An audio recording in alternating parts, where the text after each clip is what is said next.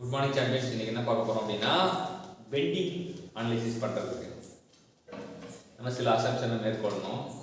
அது என்னென்ன அசம்ப்ஷன் சொல்லிட்டு நம்ம கூட ஒரு சிவில் இன்ஜினியர் இருக்காங்க ஸ்வேதா, அவங்ககிட்ட கற்றுக்க போகிறோம். ஒரு 7 அசம்ப்ஷன் ஒன் பை ஒன்னா பார்க்கலாம். First, in an pure bending lab, when a beam is subjected to such a system of bending loads so that the shear force in the beam is 0, then the beam is said to be subjected to pure bending. So pure bending அப்படின்னா என்னன்னா shear force 0வா இருக்குதா. ஒரு load பண்றோம்னா அந்த ரெண்டே விஷயம் தான் மேஜரா நம்ம பார்ப்போம். ஒன்னு shear force இருக்கும், பெண்டிங் மூமெண்ட் ரெண்டு பேர் இருக்கும். எப்பவுமே ரெண்டு பேர் வச்சா காசு சொல்லுவாங்க. படத்துக்குலாம் போனீங்கன்னா படத்துல ரெண்டே பேர் தான் ஃபர்ஸ்ட் இருப்பாங்க, இன்ட்ரோடியூஸ் பண்ணுவாங்க. ஒருத்தங்க ஹீரோயின் இருப்பாங்க, ரெண்டு பேர் வச்சா சொல்லுவாங்க. அதே போல ஒரு பீம்ல ஆக்ட் ஆகுறது ரெண்டு விஷயம், ஒன்னு shear force and பெண்டிங். இப்ப ஒருத்தனை இது பண்ணிடுறாங்க, ஒருத்தனை காலி பண்ணிடுறாங்க. யாரை காலி பண்றாங்க? ஷியர் ஃபோர்ஸ் இல்லாம செஞ்சுறாங்க. அப்ப அந்த கண்டிஷனுக்கு பேர் என்ன சொல்றாங்க? Pure bending. Pure bending. அப்ப ஷியர் ஃபோர்ஸ் எப்போ பியூர் பெண்டிங்னா என்ன கேட்பாங்க இன்டர்வியூ போனீங்கன்னா.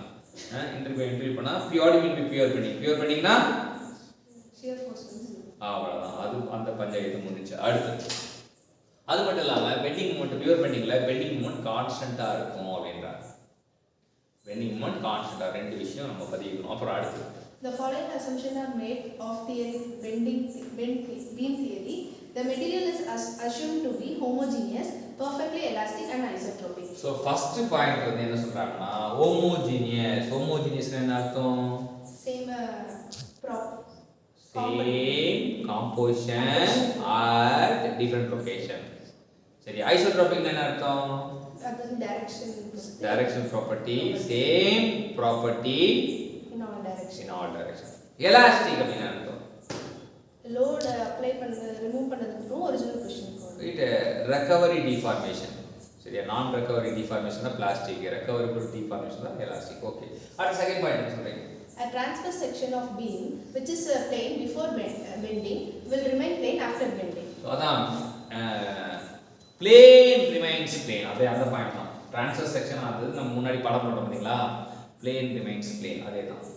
The radius curvature of a beam before bending is very large in comparison to the transverse beam of the dimension of the beam. So radius of curvature before bending ரொம்ப லார்ஜா இருக்கும் in comparison to transverse direction of the beam. அப்படியே transverse dimension of the beam. The resultant push and pull across the transverse section of the beam is 0. So transverse section எதுவும் பண்ணாதீங்க அப்படினா push or pull 0வா இருக்கும். எந்த இடம்னா transverse sectionல. The elastic limit is nowhere exceeded. So நம்ம ஆட்டத்துக்குள்ள ஆட்டமே proportional தான் சொல்றோம். அப்ப elastic தாண்ட கூடாது சொல்றாங்க. The Young's modulus for that material is same in tension and compression. The Young's modulus tension equal compression equation assumption கொண்டு வராங்க. The transverse section of the beam is symmetrical about an axis passing through the centroid of the section and parallel to the plane of the beam. The transverse section of the beam symmetrical இருக்கும் about an axis and passing through the centroid of the section parallel to the plane of the bending சொல்றாங்க. So 7 assumption நமக்கு pure பெண்டிங்ல சொல்லிருக்காங்க, bending analysis சொல்லிருக்காங்க. ஒவ்வொன்றும் முக்கியமான assumptions. இது இருந்தால் தான் நம்ம சால்வ் பண்ண முடியும். நம்ம கற்றுக் கொடுத்த சிவில் இன்ஜினியர்ஸ் பேத்தாக்க